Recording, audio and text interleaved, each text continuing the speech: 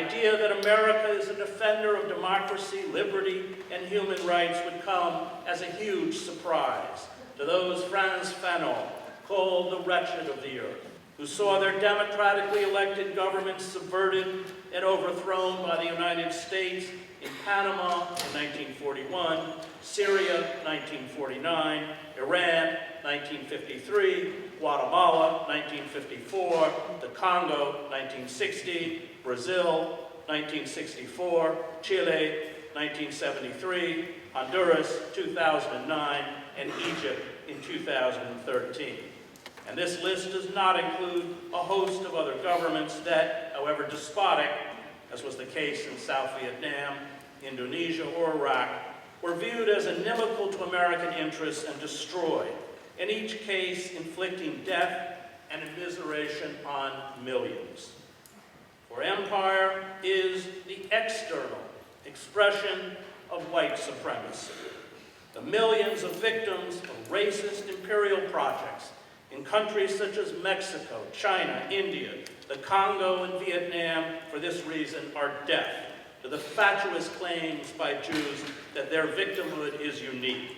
And so are Black, Brown, and Native Americans, because they also suffered Holocausts, but these Holocausts remain minimized or unacknowledged by their Western perpetrators.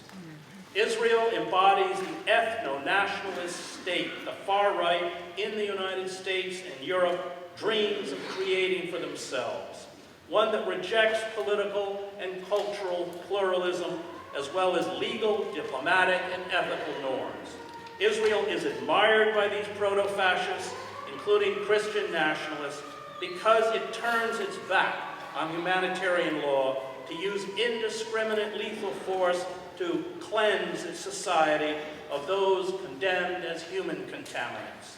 Israel is not an outlier, but expresses our darkest impulses, ones being turbocharged by the Trump administration. I covered the birth of Jewish fascism in Israel. I reported on the extremist Meir Kahane, who was barred from running for office and whose Koch party was outlawed in 1994 and declared a terrorist organization by Israel and the United States. I attended political rallies held by Benjamin Netanyahu, who received lavish funding from AIPAC and right-wing American Jews when he ran against Yitzhak Rabin, who was negotiating a peace settlement with the Palestinians. Netanyahu's supporters chanted, "Death to Rabin." They burned an effigy of Rabin, dressed in a Nazi uniform. Netanyahu marched in front of a mock funeral for Rabin. And Rabin was assassinated on November 4th, 1995, by a Jewish fanatic. Rabin's widow, Leah, blamed Netanyahu and his supporters for her husband's murder. Netanyahu, who first became prime minister in 1996, has spent his political career nurturing Jewish extremists, including Avigdor Lieberman, Gideon Sarar, Naftali Bennett, and others. His father, Ben Zion, who worked as an assistant to the Zionist pioneer Vladimir Jabotinsky, who Benito Mussolini referred to as a good fascist, was a leader in the Herut Party that called on the Jewish state to seize all the land of historic Palestine. And many of those who formed the Herut Party carried out terrorist attacks during the 1948 war that established the State of Israel. Albert Einstein, Hannah Arendt, Sidney Hook, and other Jewish intellectuals described the Herut Party in a statement published in the New York Times as, quote, a political party closely akin in its organization, methods, political philosophy, and social appeal to Nazi and fascist parties. There has always been a strain of Jewish fascism within the Zionist project, mirroring the strain of fascism in American society. Unfortunately for us, the Israelis, and the Palestinians, these fascistic strains are ascendant. The left is no longer capable of overcoming the toxic ultra-nationalism that has evolved here. Zev Sternhill, a Holocaust survivor, and Israel's foremost authority on fascism, worn in 2018. The kind whose European strain almost wiped out a majority of the Jewish people. Sternhill added, "We see not just a growing Israeli fascism, but racism akin to Nazism in its early stages. The decision to obliterate Gaza has long been the dream of far-right Zionists, heirs of Kahana's movement. Jewish identity and Jewish nationalism are the Zionist versions of the Nazis' blood and soil. Jewish supremacy is sanctified by God, as is the slaughter of the Palestinians, who Netanyahu compares to the biblical Amalekites massacred by the Israelites. Euro-American settlers in the American colonies used the same biblical passage to justify the genocide against Native Americans. Enemies, usually Muslims, slated for extinction, are subhuman who embody evil. Violence and the threat of violence are the only forms of communication those outside the magical circle of Jewish nationalism supposedly understand. Messianic redemption will take place once the Palestinians are expelled. Jewish extremists call for the Al-Aqsa Mosque, the third holiest shrine for Muslims, built on the ruins of the Jewish Second Temple, which was destroyed in 70 CE by the Roman army, to be demolished. The mosque is to be replaced by a third Jewish temple, a move that would set the Muslim world alight. The West Bank, which the Zealots call Judea and Samaria, will be formally annexed by Israel, and Israel will be governed by the religious laws imposed by the ultra-Orthodox Shas and United Torah Judaism parties, meaning Israel will become a Jewish version of Iran. There are already over 65 laws which discriminate directly or indirectly against Palestinian citizens of Israel and those living in the occupied territories. The campaign of indiscriminate killing of Palestinians in the West Bank, many by rogue Jewish militias who have been armed with 10,000 automatic weapons, along with house and school demolitions and the seizure of remaining Palestinian land, is exploding.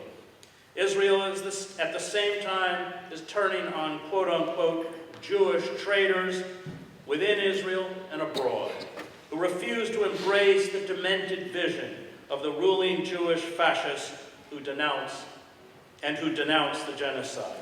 The familiar enemies of fascism, journalists, human rights advocates, intellectuals, artists, feminists, liberals, the left, and pacifists are targeted.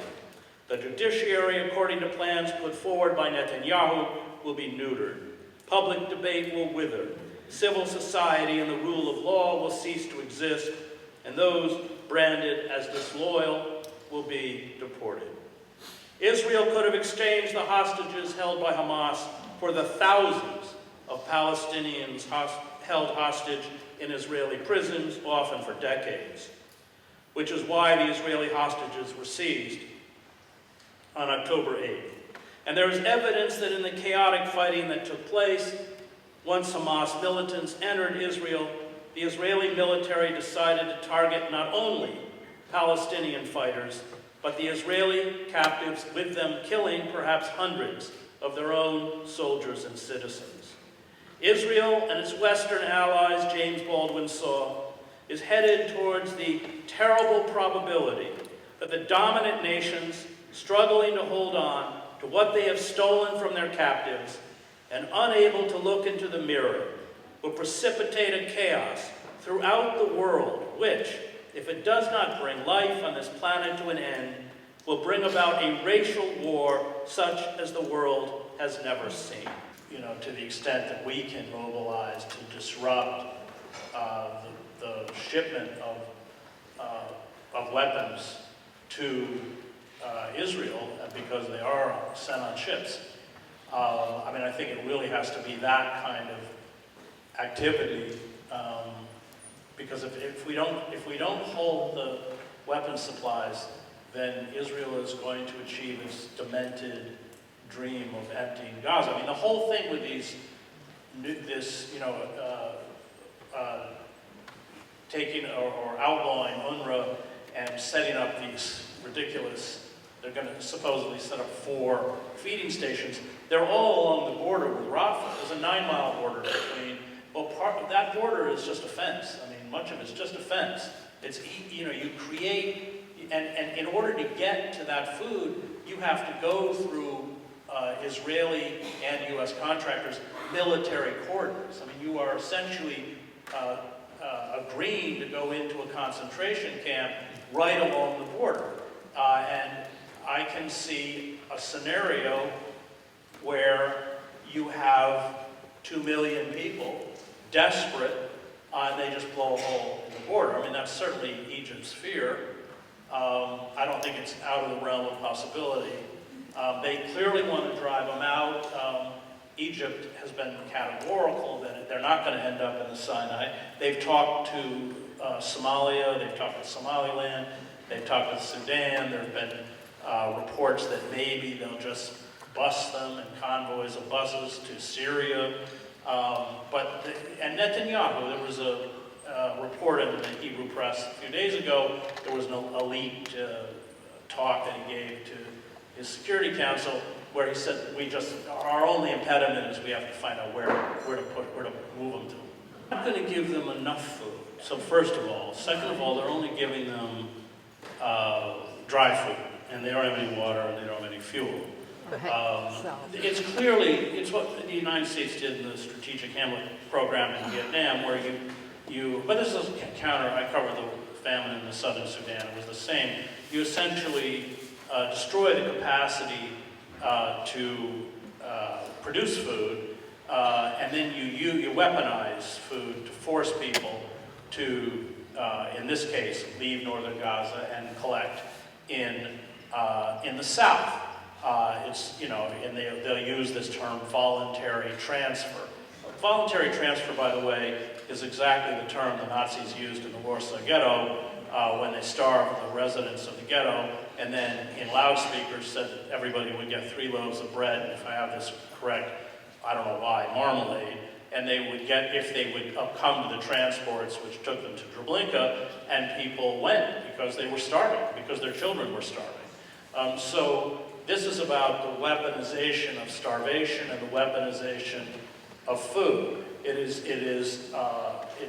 in most, when I covered the war in Salvador, it was the same. They would destroy the ability of peasant farmers in El Salvador in zones where the rebels operated. They would destroy their farms. They would burn their crops, and then they would, through the USAID, they would have feeding centers that were controlled by the army to try and drive, what they call the masses, to try and drive them out, because rebel forces, as Mao correctly pointed out, it's those civilians are the seed in which the rebels live, the fish. So it's what happens in all counterinsurgency campaigns. That's what Israel is doing. They're weaponizing starvation and they're weaponizing food. To really, the immediate goal is to drive everyone out of the north, completely empty the north, and seize the north, and to push people into, in essence, because remember, they're controlled. These contractors, U.S. contractors and the Israeli military control these areas, and you have to go through their cordons to get into it. And I think the goal is clearly to create an humanitarian crisis that is so catastrophic in Israel's mind that Palestinians will want to leave, and finally they will be able to either drive them into Egypt or ship them off somewhere like they did in Beirut with the PLO on boats. I don't know. But that is clearly where they're moving, and I think that Israel thinks that time is running out, that I think we're going to see the denouement of this project in a matter of weeks, not months. So that's the problem. And Israel is allowed to violate international law with impunity, and there are no consequences. And for those of us who covered covered this issue for a long time, it's not that we didn't know. There was, B'Tselem, the great Israeli human rights group, El-Haq, the 400-page Goldstone report, on and on and on. Israel's crimes have been well documented over the decades, but they have never paid a price. And I think that refusal over the years to make Israel pay a price for the crimes that they committed, including, of course, in Lebanon, 1982, means, allowed them, and they were correct, to feel that they could ratchet up the assault on Palestinians to the level of a genocide, and there would be no intervention. So this is it's a moral failure of the moment, but it's also, on the whole issue of Palestine, it's a moral failure of decades, where Israel's crimes were not hidden. Israel's crimes were documented in detail, and nobody did anything. Genocide is not a political issue, it's a moral issue. And so, that was certainly my message during the political campaign. You cannot, in even something as insignificant as a vote, remember, what was that great line? If voting was that effective, it'd be illegal.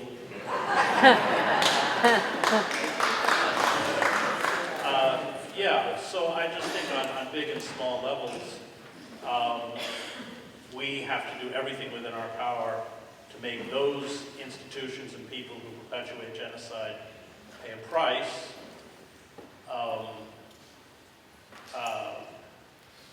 I can't begin to express, for those of us who have spent significant time in Palestine and in Gaza, the level of frustration, and I share with you, Katniss.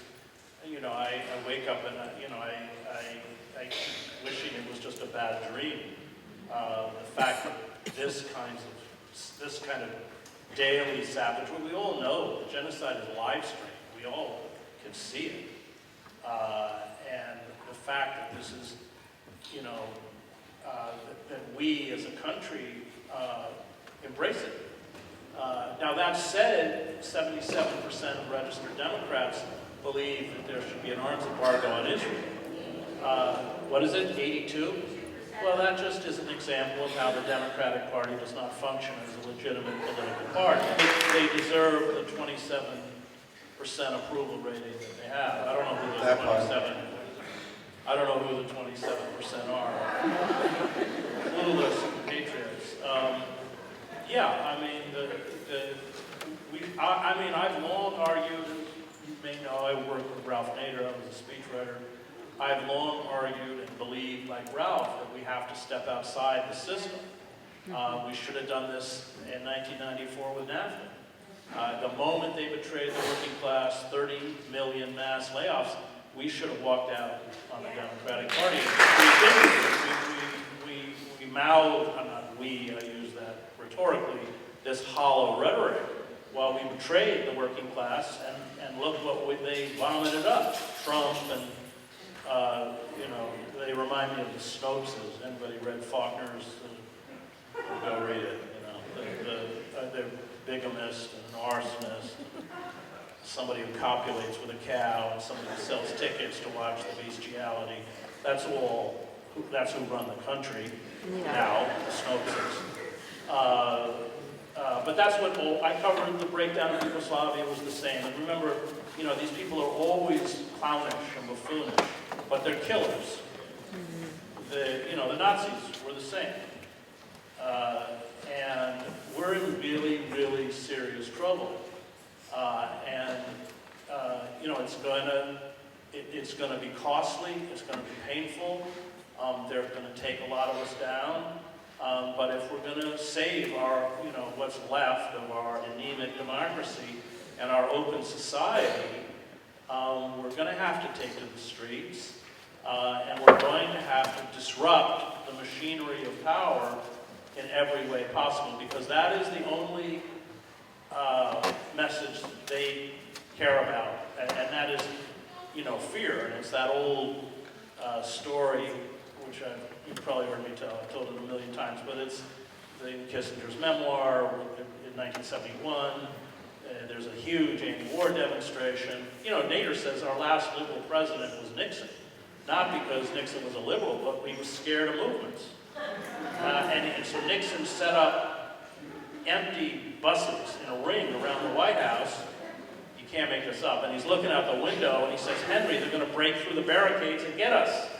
Well, that's just where we want people in power to be. That's our job.